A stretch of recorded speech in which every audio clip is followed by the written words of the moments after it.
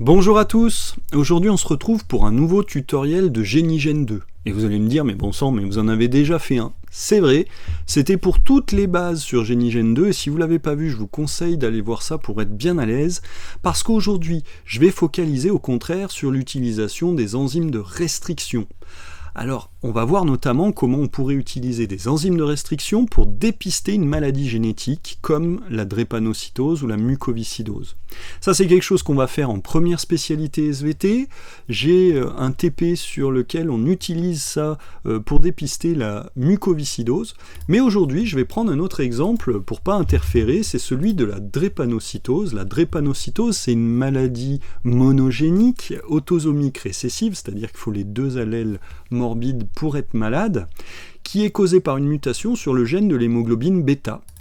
Donc on va comparer les allèles de ce gène, notamment donc HBB c'est pour hémoglobine bêta, l'allèle A est normal, entre guillemets, sain, l'allèle S est l'allèle muté ou morbide, morbide c'est qui cause une maladie, donc on ne dira pas allèle malade, on dira allèle morbide, et S pourquoi? Simplement parce que en anglais, S, c'est pour sickle, ça veut dire faucille, et c'est la forme que prennent les globules rouges lorsque cette maladie est présente. Et alors on le voit, la maladie elle est causée par une mutation ponctuelle dans laquelle un A est transformé en T, c'est ce qu'on appelle une substitution, vous l'aviez, balèze. Et on est d'accord que ça va avoir des conséquences, on peut le déterminer assez rapidement en faisant action, traduire, à partir du premier codon d'initiation. Faites toujours ça, là il était au début, on aurait pu faire à partir du premier nucléotide, mais il vaut mieux toujours prendre à partir du premier codon d'initiation, des fois qu'il ne soit pas tout à fait au bon endroit, on est d'accord, là je le remonte à l'écran, toujours celui-là plutôt que du début de la séquence. Et donc effectivement, il y a une conséquence sur la protéine, c'est que ici, glu est transformé en val, donc acide glutamique transformé en valine, et ça va avoir des conséquences graves. Pourquoi? Parce que des protéines HBS, elles vont se coller les unes aux autres et elles vont déformer le globule rouge, et c'est ça qui va leur donner cette forme de faucille, et donc cette maladie drépanocytose, elle a aussi un lien avec la faucille, parce que drépanon en grec, ça veut dire faucille également, donc HBS, sickle pour faucille, et drépano, pareil, ça veut dire faucille. Alors là, vous vous souvenez des raccourcis clavier, petit test, CTRL-I, j'inverse, je supprime les deux séquences. Pourquoi? Parce que moi, je ne peux pas dépister sur les protéines, je vais dépister sur de l'ADN, on va tester l'ADN. Et CTRL-A, bien sûr, pour tout récupérer. CTRL-0 sur le pad alpha, enfin juste sur la partie droite, pas sur ce qui est au-dessus. Le CTRL-0, ça marche qu'avec celui qui est vers le bouton Entrée totalement à droite. Donc voilà, j'ai resélectionné, je suis bon. Et je vais rentrer dans le vif du sujet en parlant des enzymes de restriction. Alors qu'est-ce que c'est une enzyme de restriction? Vous voyez qu'on a ce mode ici que je vais activer. Une enzyme de restriction, c'est une enzyme qui est présente notamment chez les bactéries. Chaque bactérie a un type d'enzyme particulier au niveau de ces enzymes de restriction.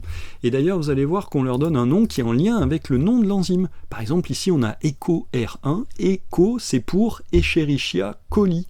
Et donc chacune ici a un nom particulier qui est lié au nom de la bactérie dans lequel on a trouvé cette enzyme de restriction. Alors que fait une enzyme de restriction? Eh bien elle coupe l'ADN, mais elle coupe l'ADN au niveau d'une séquence très particulière, pas au hasard, au niveau vraiment d'une séquence spécifique. Alors ces séquences spécifiques, on peut les voir dans la banque d'enzymes ou aussi en cliquant ici sur Autre enzyme. Ces deux-là, ça va au même endroit, ça va ici. Et ça va nous montrer comment les enzymes de restriction coupent l'ADN. Eh bien, elles coupent l'ADN au niveau de sites particuliers, de séquences particuliers, et ces séquences, ces sites particuliers, on appelle ça des sites de restriction. C'est évident, puisque c'est des enzymes de restriction. Alors parfois, les sites de restriction, ils se font nets. Vous voyez ici, ça coupe entre AG et CT. Alors d'ailleurs, il y a quelque chose qui est assez intéressant à noter, c'est que la plupart des sites de restriction, ce sont des palindromes. Un palindrome, qu'est-ce que c'est? C'est quelque chose qui se lit dans les deux sens, comme le prénom Anna par exemple. Alors soit A-N-N-A, soit même vous pouvez mettre un H au début, à la fin, et ça vous donne un palindrome. Alors vous voyez ici, il y a CC, GG, bon celui-là il est facile, hein, mais il y en a d'autres qui peuvent être un petit peu plus complexes, et du coup, ça va nous permettre de comprendre que chaque enzyme de restriction coupe à un endroit très particulier de l'ADN. Alors moi je vais en choisir un bon paquet, hein, presque toutes, comme ça je vous montre en fait que là en fait je les clique et vous voyez ça les met dans la liste que je vais ensuite importer sur l'outil. Donc au lieu d'avoir seulement 6 enzymes dans mon petit formulaire, je vais avoir toute la liste. Et alors on est d'accord, chacune coupe à un endroit particulier. Alors il y a des bizarreries là, vous êtes peut-être en train de le voir, il y a des endroits, il n'y a pas ATCG, il y a N, ou R, ou Y, ou W. Alors pourquoi? Simplement c'est des codes, ça. N ça veut dire n'importe quel nucléotide, R et Y je crois c'est pour les purines et les pyrimidines, je crois que R c'est purine et Y pyrimidine. Bon voilà, ça vous dit quel type de nucléotide ça peut être. Alors on est d'accord, j'ai tout sélectionné, je vais fermer la banque et je reviens ici avec cette fois-ci ma liste énorme d'enzymes. Alors normalement, si on voulait faire le boulot correctement, il faut toutes les tester. Et qu'est-ce qu'on veut faire en gros? On veut savoir qui a l'allèle HBS, qui a l'allèle HBA. Voire l'un et l'autre, quoi. C'est-à-dire qu'on peut être homozygote HBA, homozygote HBS ou hétérozygote HBA sur HBS. Alors du coup, il nous faudrait idéalement une enzyme qui coupe là-dedans. C'est-à-dire à l'endroit où il y a la mutation. Et ce qu'il faudrait, c'est que l'enzyme coupe un des allèles, mais pas l'autre. Par exemple, elle coupe l'allèle normal, mais pas l'allèle muté, ou l'inverse. Et donc ça, on va le faire avec différentes enzymes. Vous voyez, par exemple, RSA1, je suis bien embêté, il n'y a pas un seul site de restriction. Donc elle, clairement, il ne faut pas l'utiliser, elle ne coupera rien du tout. Alors après, on en a une autre ici, TSPE1, mais vous voyez qu'elle coupe très très loin, là, c'est pas du tout l'endroit qui m'intéresse, donc à ne pas utiliser non plus. EcoR2, ça s'améliore, hein, on voit ici le site de restriction avec à nouveau un joli palindrome ici, hein, mais ça suffit pas quoi. Alors du coup, je vais aller chercher une enzyme, cette enzyme c'est MST2. Voilà, c'est celle-là qu'il me faut. Alors du coup, MST2 elle est bien utile. Pourquoi? Parce que quand on l'utilise, on voit qu'elle coupe ici, sur le site qui est muté, et donc on est d'accord, elle coupe l'allèle HBBA, mais pas l'allèle HBBS. Et ça c'est super, pourquoi?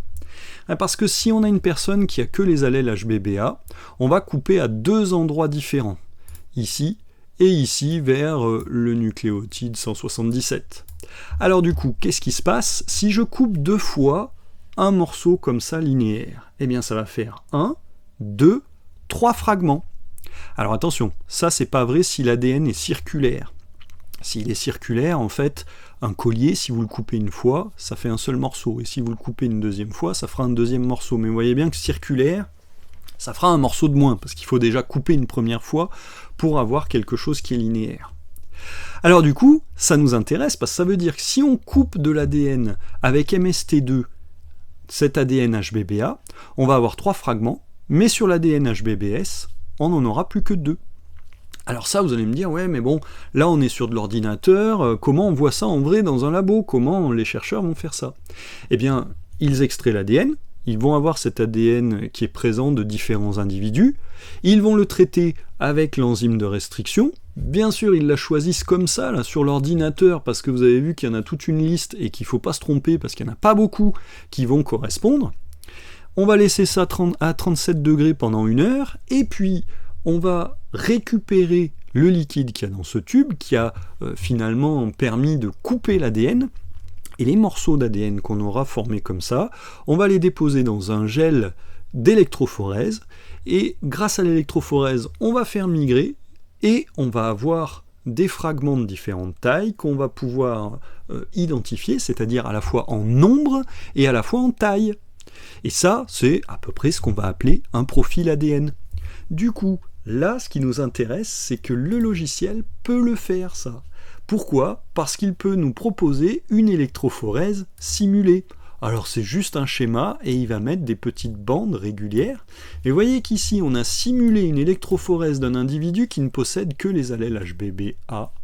Et ça fait bien 3 bandes, on l'a dit. Il y a 2 endroits où ça coupe, donc 3 morceaux. Au contraire, si on simule HBBS, eh bien on voit qu'il n'y a plus que 2 bandes. Pourquoi ? Parce que la mutation au nucléotide numéro 20 a supprimé le site de restriction de l'enzyme MST2, et donc il n'y a plus qu'un site de restriction, et donc 2 morceaux d'ADN, qui sont d'ailleurs bien plus gros. Celui-là, on le voit, hein, il est en dessous de la référence qui est à 20 nucléotides. Pourquoi ? Parce que là, on est à quelque chose qui est autour de 17. Alors, si jamais on avait un individu hétérozygote avec les 2 allèles, eh bien en fait, on aurait la somme de tout ça, c'est-à-dire qu'on aurait bien ça qui signe la présence de l'allèle HBBS, plus ça.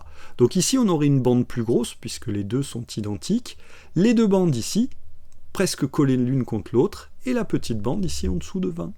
Donc ça va nous permettre de déterminer si l'individu il est homozygote HBBA, homozygote HBBS, ou s'il a le mélange des 2, hétérozygote HBBA sur HBBS. Et donc voilà comment on va pouvoir dépister une maladie génétique au moyen des enzymes de restriction.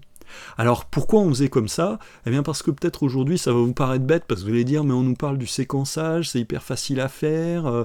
Oui, mais dans les années 70, 80, 90, le séquençage était beaucoup plus long, beaucoup plus coûteux, et donc forcément, c'était pas quelque chose qu'on utilisait pour tester si un enfant qui allait naître était éventuellement atteint de cette maladie. Alors les enzymes de restriction, c'est coûteux, mais quand même moins. Il suffit juste d'extraire un petit peu d'ADN à partir du cordon ombilical, on fait ça, hein, et du coup ensuite un traitement avec une enzyme, et on pouvait voir très facilement s'il y avait le bon nombre de bandes, et du coup en déduire si l'individu était malade ou pas. Évidemment, pour chaque maladie génétique, il va falloir identifier là où les enzymes qui vont être nécessaires. Là, j'ai bien sûr réduit, hein, c'est un exemple simpliste, hein. Souvent, il y a des associations d'enzymes de restriction. On va en utiliser 2, 3, 4 pour faire un profil qui soit vraiment détaillé. Et on va même aussi utiliser différentes associations pour les comparer et être certain que ça donne bien exactement ce qu'on attend. Voilà, j'espère que vous avez tout compris sur l'utilisation des enzymes de restriction et sur son utilisation grâce à GenieGen 2. Je vous souhaite une très bonne journée et à très bientôt sur ma chaîne YouTube.